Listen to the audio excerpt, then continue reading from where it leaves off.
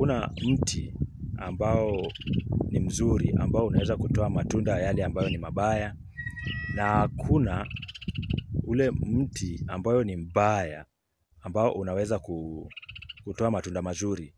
Sasa maana yake nini? Tunapata ufundisho gani kutoka kwa hii? Hii tunaeleza ya kwamba, kwa mfano, mti kama vile mti ambayo unajua ni ya maembe. Mti ya maembe haiwezi kutoa miba kama matunda yake. Mti ya maembe tunatarajia itoe maembe.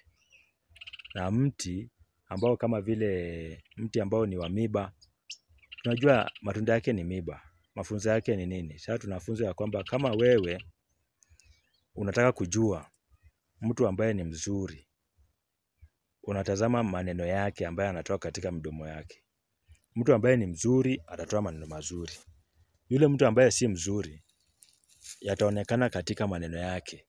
Wewe mwenyewe utajua kwa kuweza kufunua anasema nini kwa maneno yake. Kwa mfano, kama wewe ni yule ambaye unatafuta kuandika mtu kazi, utajuaje kama ni mtu mzuri?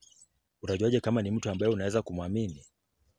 Ni rahisi. Yesu Kristo ametueleza tayari ya kwamba hakuna mti mzuri ambao unaweza kutoa matunda mabaya, na hakuna ule mti ambao ni mbaya ambao unaweza kutoa matunda mazuri.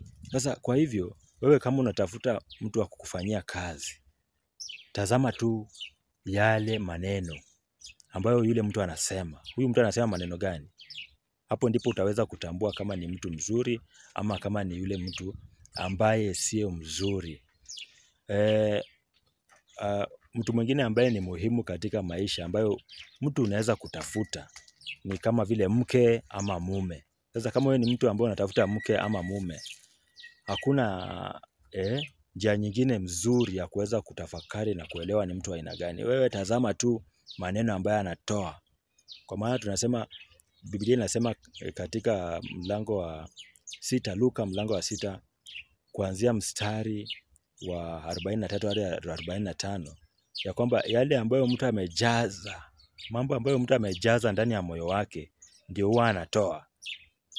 Mtu ambaye yale yote ambayo mtu amejaza katika moyo wake ndio mtu huwa anatoa.